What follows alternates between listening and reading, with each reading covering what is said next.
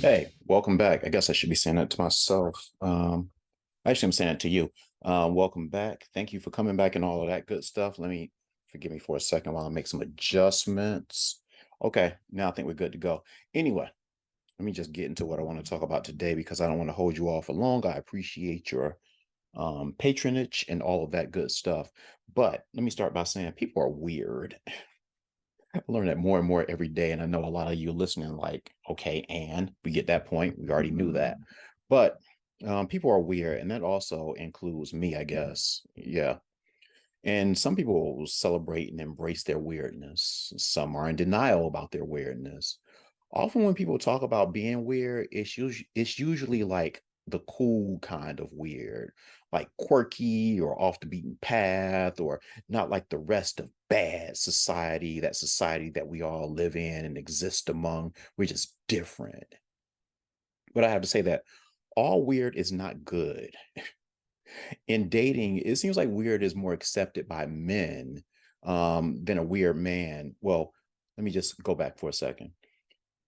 It seems like a weird woman is more accepted by men than a weird man is accepted by women. Now, it goes without saying that the finer that a woman is, the more that her weirdness is seen as cute or whatever.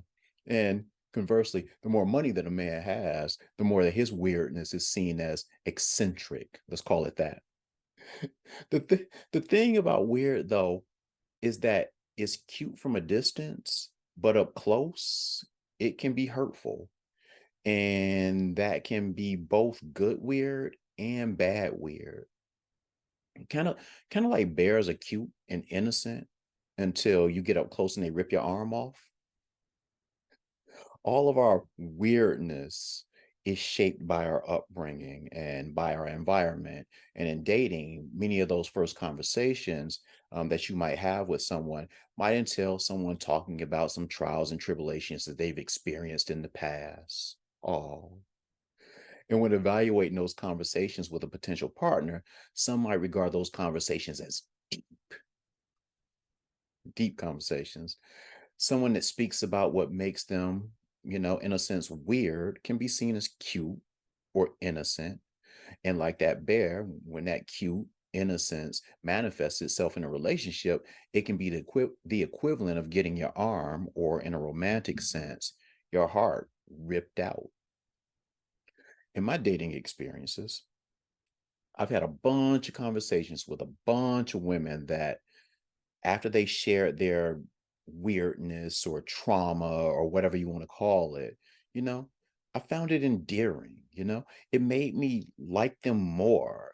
It made me feel like the desire to protect them, like a baby bird with a broken wing, or a bear at the brink of starvation that needed to be nursed back to health. Now, the problem with this is that I've assumed that these women, or bears, and let me be clear, I'm not calling women bears. And believe you me when I say that there are men in the same category too, because weird does not discriminate. So there are female bears, there are men bears. I just don't date men. But I'm sure that there are plenty of ladies out here that are listening to this that can attest to what I'm saying or what I'm about to say. Anyway, I assume that these women were nice and that their weirdness, quote unquote, may be just a thing of the past, only to find out while my efforts to protect are well received in the beginning, bear's got to be a bear, you know? Yeah. And subsequently, my arm gets ripped off. Yeah. I'm sure that most people listening to this can tell a story about a partner that treated them well. And I mean, a partner that they treated well. I'm sure you can talk about that. Someone that you treated well, that you loved and, did the most for, only to have them just treat you like shit in return. But a lot of us kind of set ourselves up to be treated that way, though. So we can only blame the bear for being a bear to a certain extent, or if at all. If you meet someone that, let's say, has been abused as a child, and they share that story with you, often the initial thought would be to appreciate their vulnerability in opening up and sharing that with you. But maybe the better thing would be to wonder how that's going to manifest itself in a relationship with you. I'll say that I do hear more people now asking if the person has sought therapy. I asked that myself. But even if they had sought therapy, or even if they are going through the process of therapy, when you meet them, you don't really know what the progress is. Like, are you ever really cured from trauma? If the answer is no, as it is in most cases, as it probably is in all cases, then it's going to manifest itself in some way. And that way isn't going to benefit you. So what do we do? As the saying goes, hurt people, and the vast majority of us are hurt. So do we not date? Nah, we got to date. Otherwise, what would this podcast be about if we didn't date? I just think that we have to get better at risk management. The person that's been through a lot, like that bear, has the potential to hurt you. What didn't kill them might have made them stronger, but part of their strength might have been built by killing others. And of course, I'm speaking figuratively. Nobody's killing anybody, but you don't want to be on that list of people that they killed to get stronger, if you know what I mean. So the first part of risk management is seeing that bear not as cute, but as a mother blanket bear. That doesn't mean that you don't deal with the bear. You still deal with the bear. Well, in some cases, you shouldn't deal with that particular bear. You know, you all know what I mean, ladies and men.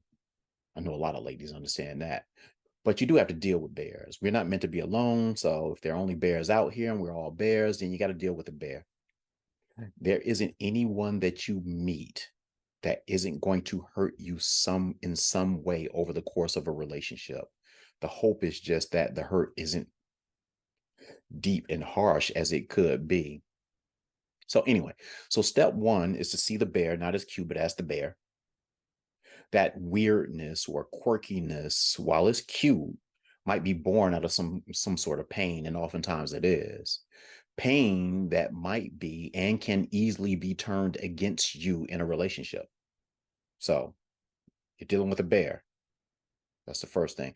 Step two is to assess the viciousness of the bear. While all of us have the potential to be vicious, there are levels to this thing, like I said earlier. Some are more domesticated than others and can be dealt with less caution. But notice that I said less caution and not no caution. Some caution always needs to be applied to that bear that you're dealing with in a relationship, regardless of what the state of the relationship is, and understanding once again that you will never get to the point where that bear will not hurt you in some way. So caution always needs to be applied, regardless of how much you love that bear, how much you've taken care of that bear, how much that bear might have reciprocated and done for you. That bear still has the potential to be a bear. So caution always, sometimes less, but always caution. Caution. And let me be clear about this other thing too, because some people have taken that to the extreme. When I talk about caution, they've taken that as close yourself off, lock your heart in a steel safe, and throw away the key and never open yourself up. That's not going to serve you well. And to some extent, that's the bear in you that you need to address. So some caution, depending on who you deal with, it's a bear that you're dealing with. So that's step two. Step three is to determine what person, excuse me, is to determine what the person is doing about their weirdness or quirkiness, if anything. Like I said earlier, some people celebrate and embrace it, especially in the society that we live in. You know, being different is seen by a lot of people as being cool. And I guess it can be. It can get you far in life. It can make you money being different, being quirky, being awkward, and things like that. But in relationships, from what I've seen and from people that I've talked about, even when dating weird people, and we're all weird, but people who have higher degrees of weirdness, even if it's seen as the good weirdness, and I'm using air quotes when talking about the good weirdness, it still needs to be reined in when you're talking about dealing with another person, a partner, because two weird people, it does not mean that their weird is going to be the same type of weird. And oftentimes it's not. And it's funny because in my conversations in dating weird people, I've heard a lot of weird women that I've talked to that have said that they don't want to deal with another weird person because somebody has to be the grounded one. But the grounded person doesn't want to deal with the weirdnesses of that weird person. So you kind of have to rein it in. Like, you can be Issa Rae and be the awkward Black girl, and that is great. It can bring you tons of success and money, and she's married. So, it's gotten her married. With that said, though,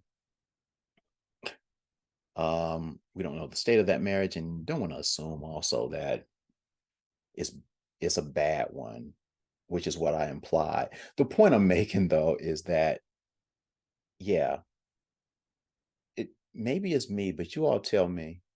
When I look at Issa Rae now, Issa Rae seems a whole lot less weird now than she did when she was doing her YouTube series.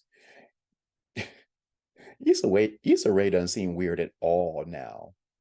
Think about that. Let me know if you agree or disagree. But yeah, so you have to rein some of that in, despite how cool it might seem. So again, to step three, you have to determine what they're doing about their weirdness. In some cases, it might not be anything. It might be embracing it and not having any willingness to do anything about it. Okay. You know what you deal with.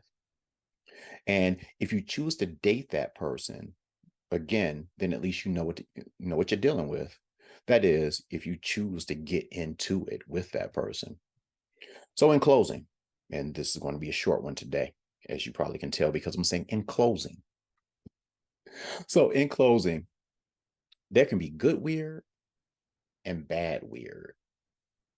Even the good weird can be born from things like low self-esteem or poor social skills. A lot of people grow to be weird because they have low self-esteem. They don't socialize well. So they kind of paint a world that they can exist in.